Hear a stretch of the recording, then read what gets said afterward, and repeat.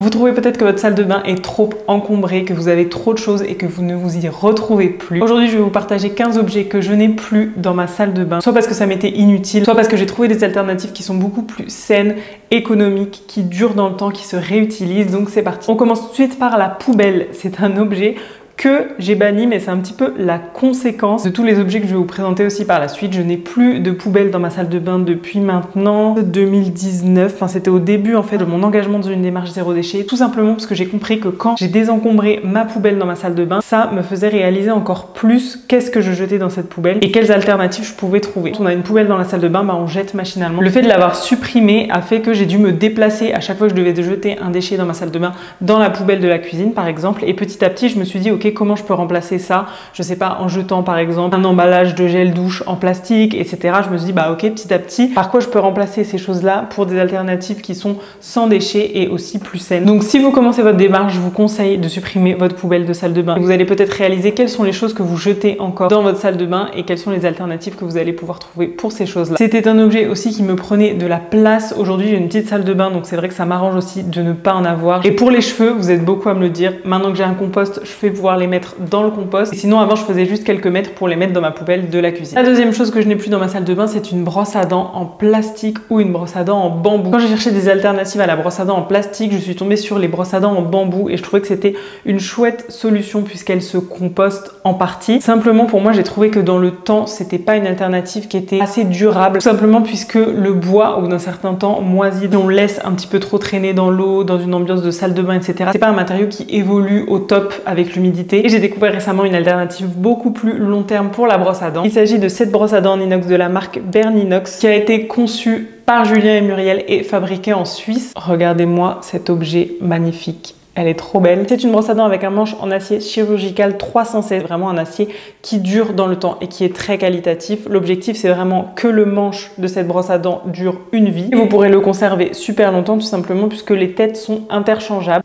Vous avez juste à tirer sur la tête de la brosse à dents pour pouvoir l'enlever et en remettre une nouvelle. Le système est vraiment super simple et super pratique. Honnêtement, c'est la brosse à dents la plus qualitative que je n'ai jamais vue. Je l'ai maintenant depuis plus d'un mois et clairement, elle n'a pas bougé. La tête interchangeable est en plastique recyclé et elle est développée vraiment avec des experts dentaires. Il y a une combinaison de 2 ou 3 types de filaments selon la dureté de la brosse que vous choisissez. Donc en fait, il y a medium soft ou super soft si vraiment vous avez les gencives très sensibles par exemple. De manière générale, il est conseillé de changer la tête ou de changer de brosse à dents tous les 3 mois. Je sais que je vais pouvoir la garder plus longtemps personnellement parce que je sais qu'il y a certaines brosses à dents, dès que je les ai testées, et pourtant je sais que je me brosse pas les dents très fort, mais elles étaient déjà complètement abîmées. Vous savez, quand vous testez votre brosse à dents déjà pour la première, deuxième fois ou au bout d'une semaine, elle ne ressemble déjà plus à rien, alors que celle-ci, comme je vous le disais, je l'ai depuis plus d'un mois et clairement on dirait qu'elle est encore neuve, elle a pas bougé. Ce que j'aime beaucoup, c'est le fait qu'elle soit super hygiénique aussi. Elle passe entièrement au lave-vaisselle et clairement quand on sait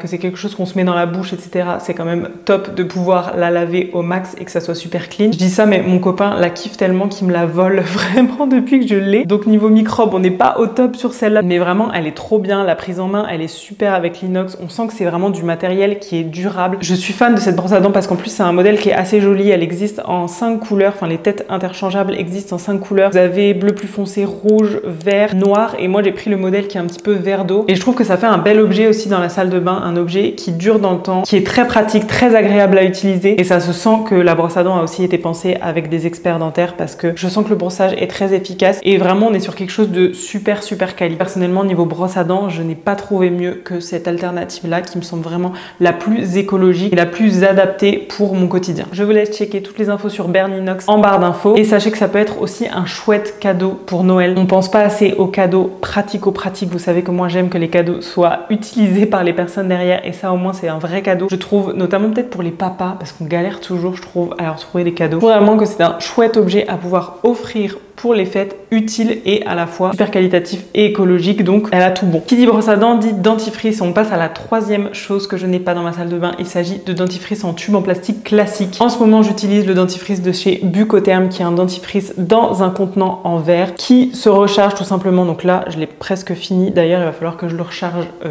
dans les jours qui viennent. Je trouve que c'est une super alternative parce qu'on n'est pas tous fans du dentifrice solide. Je trouve que c'est pratique le dentifrice solide ou les pastilles de dentifrice en voyage, mais pour l'utilisation de tous les jours, j'aime bien avoir un dentifrice qui est plus classique. Et le fait que ça soit dans un contenant en verre, c'est toujours une chouette alternative, moins de plastique, que vous avez la possibilité de racheter des recharges. En plus, le petit flacon pompe, c'est super pratique, je trouve, parce qu'à chaque fois, je mets seulement une pompe sur ma brosse à dents et l'affaire est réglée. Dans ma salle de bain, je n'ai pas de coton jetable. Ça fait maintenant des années, je crois que c'est un des premiers gestes que j'ai mis en place. Je remplace tout simplement mes cotons jetables par des cotons lavables, que ce soit pour me laver le visage, pour me démaquiller, pour enlever mon mascara, pour débarbouiller ma fille également. J'ai aussi des petits gants, là ils sont au sale parce que je les utilise régulièrement, mais c'est vraiment des choses que je fais tourner. J'en ai toujours un petit stock au sale, un petit stock de propre. Je les inclus tout simplement dans les lessives au quotidien. Quand ils sont vraiment trop tachés, que ce soit par la mascara ou quoi, je fais des bains au percarbonate de soude, donc je les fais tremper dans de l'eau très chaude, du percarbonate et ça les détache. Ce sont vraiment des cotons que j'ai depuis 2018. Ils sont déjà tellement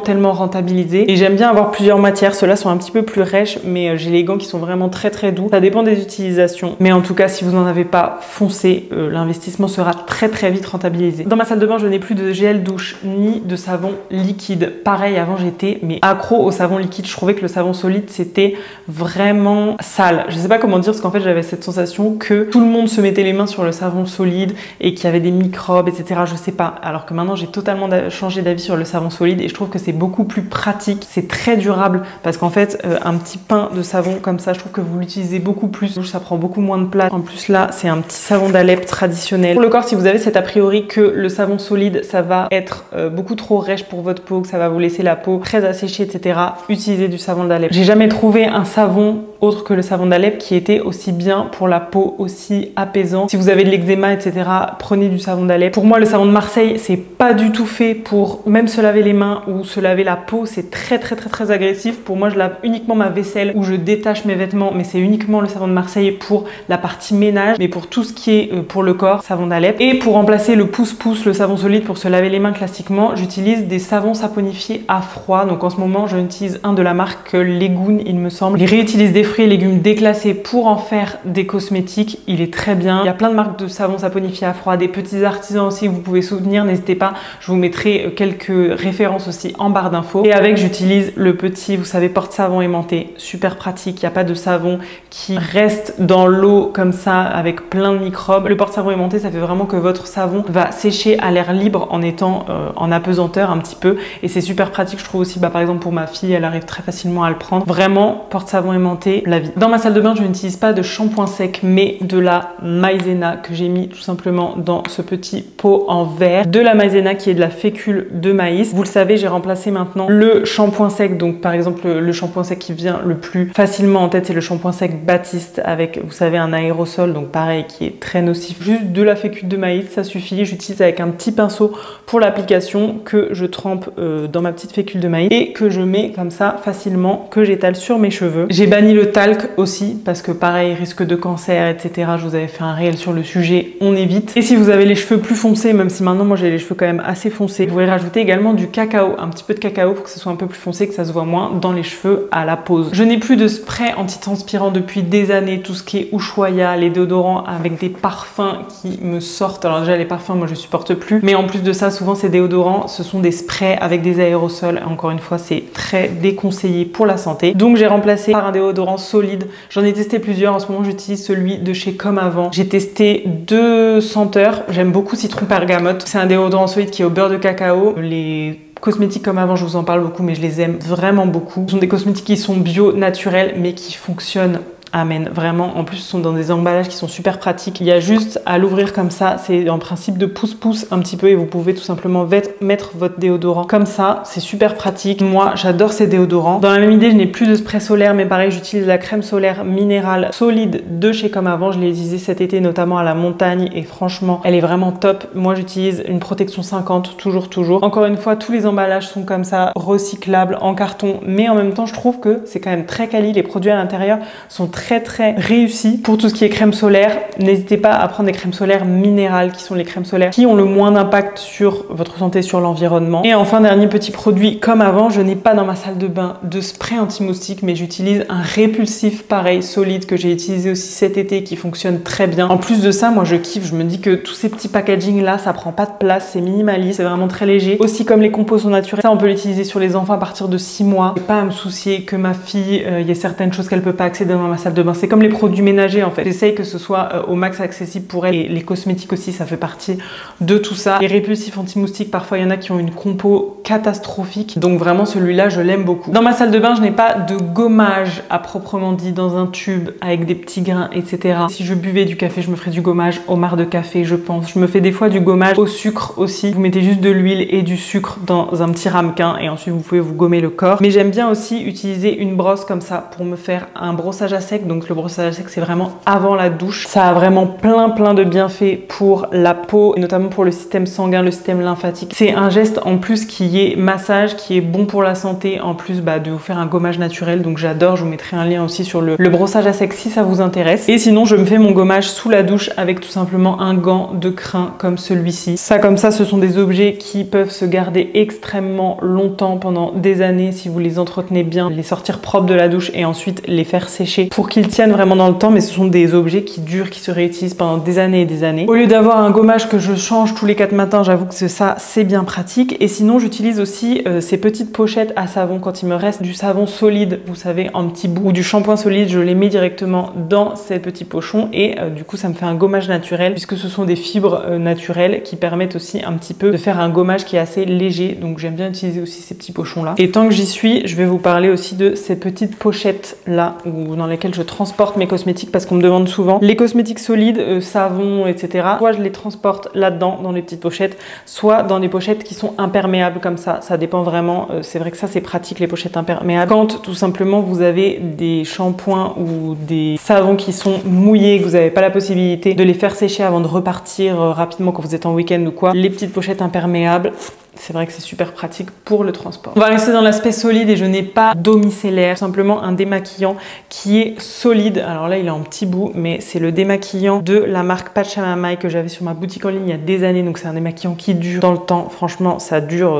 Le solide, c'est ça aussi. Ça dure vraiment des mois et ça permet de remplacer des bouteilles et des bouteilles d'eau micellaire si j'avais utilisé ça. Ça, je l'aime beaucoup. Ça prend un petit peu de temps à mousser, mais ensuite, c'est chouette pour pouvoir enlever le mascara. Je crois que de toute façon, Pachamamaï ne fait plus cette version-là. Il propose maintenant une autre version de démaquillant solide que j'ai pas testé parce que du coup je suis encore en train de finir mes vieux démaquillants, mais en tout cas ça fonctionne bien pour moi. Et sinon, huile de coco, même mes mascaras super waterproof et tout avec l'huile de coco, ça part, c'est top en quelques secondes. Et l'huile de coco, c'est super versatile. J'utilise pour nourrir le corps, j'utilise pour nourrir les lèvres, j'utilise pour me démaquiller, pour faire un petit gommage au sucre si j'ai envie, pour la cuisine, enfin bref, c'est vraiment multifonction. Donc les ingrédients comme ça qui me permettent de faire plusieurs choses dans ma salle de bain, dans ma cuisine, j'adore. Je n'ai plus depuis quelques années maintenant de rasoir jetable. J'ai un rasoir de sûreté qui est un rasoir qui peut s'utiliser à vie. Ce sont les rasoirs typiquement que nos grands-parents avaient, vraiment les rasoirs qui durent, il faut juste changer la lame à l'intérieur. Et par contre, même si ce sont des choses qui sont en acier, je sais que le mien c'est quand même pas mal altéré avec l'humidité. Donc j'essaye maintenant de ne plus le laisser traîner, tremper dans l'eau et tout. Et ça a été mon erreur parce que je me suis dit ouais, en fait c'est de l'inox, donc pas de problème, je vais le laisser. Mais en fait il faut quand même en prendre assez soin et tout simplement le sécher et le mettre dans un endroit qui n'est pas humide ou dans une petite pochette comme ça. C'est ce que je fais maintenant. Pour le produit aussi,